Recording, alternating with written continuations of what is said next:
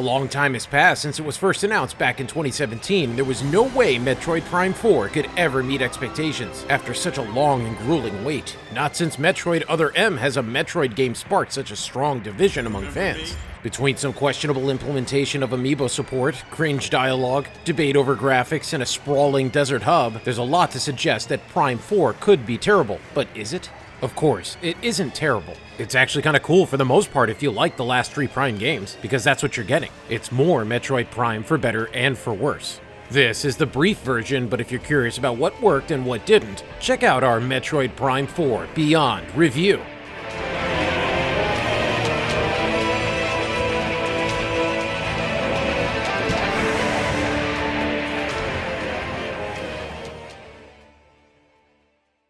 Sylux is leading an attack on a research station to steal a mysterious artifact. In his assault, it's revealed he's using cloned Metroids to control space pirates. And just as his victory is within grasp, everyone's favorite bounty hunter swoops in. Samus is too late, as the space pirates find the object of power and activate it, teleporting themselves, several Federation troopers, and even a few chunks of the station onto the planet Vuros. Separated from her ship and marooned on an alien planet, along with her enemies and a few soldiers, Samus not only has to survive and save who she can, but still thwart that fiendish Sylux's grudge campaign. Beyond has a simple story that fosters classic Metroidian search and find gameplay. As always, Samus must explore, sometimes backtrack, solve puzzles, and engage in shootouts with murderous robots and large alien fauna. Yet this 4th time around, it feels like Retro Studios might be running dry of ideas. And of course, everything does feel iterative of past ideas, and instead of ancient Chozo ruins, Samus plunders Lamorne structures, an equally enigmatic, advanced alien race that also bestows suspiciously similar suit upgrades. The most surprising aspect about these aliens is their uncanny obsession with Ionic-looking architecture that may raise some eyebrows. The Ionic designs may seem out of place, but they make sense when you consider the deep-cut influences set by H.R. Giger's psychosexual design seen in Alien.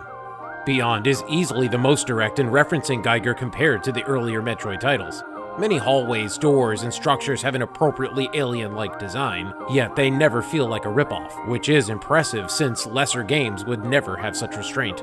Beyond was always meant to be an original Switch game, and for the most part you'd never be able to tell. Retro's technical panache is as impressive as seen in their Metroid Prime remaster, with Beyond looking just as good, for the most part. The only part that doesn't stand out visually is the vast desert hub, intentionally barren but overly flat, with small dunes that fail to impress. I get what they were going for with the hub area, but it's as hollow as the sky in Skyward Sword. Attempts to justify this wasteland included adding a few Zelda-like shrines for upgrades, which are well-designed modules, but would have worked better if they had just been integrated into the 5 main areas instead. It's a shame the hub area fails to live up to its full potential, but it still creates a great atmosphere, and occasionally captures a sense of loneliness.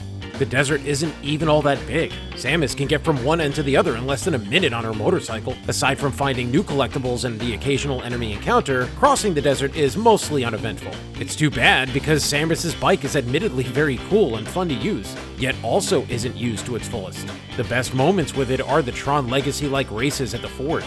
Comparisons to Zelda are inevitable since Metroid and Zelda are basically cousins. Zelda is an overhead action-adventure series with a sword. Metroid is a 2D platformer action-adventure with a gun. Both series have the protagonist gaining incremental upgrades through exploring open-ended environments. Link and Samus use tools to solve puzzles, and they get hookshots. Beyond goes even further in embracing its Zelda-like qualities than any previous Metroid game, while still maintaining its distinct Metroid Prime flavor. In fact, it plays it too safe. Most of the abilities Samus acquires are recycled from past titles, but with the word psychic stapled on.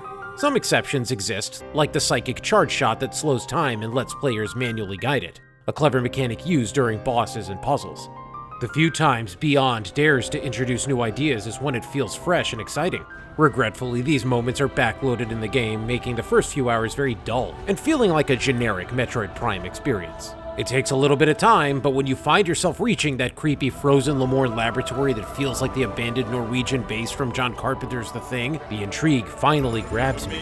Some of the best moments in Beyond are getting stuck in an area and figuring out how to work some esoteric alien device, or rolling through the many 2D sections as a morph ball. If you love the first 3 Metroid Prime games, you'll love the 4th one since it's basically more of the same with a few minor surprises.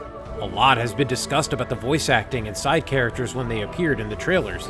There was a concern that the dialogue would be cringy and quippy, Marvel banter, but the reality is that the side characters don't really have much to say after they've had their scene. The few instances of lighthearted dialogue have been grossly exaggerated and don't detract from the hours of desolate loneliness that make up most of the game.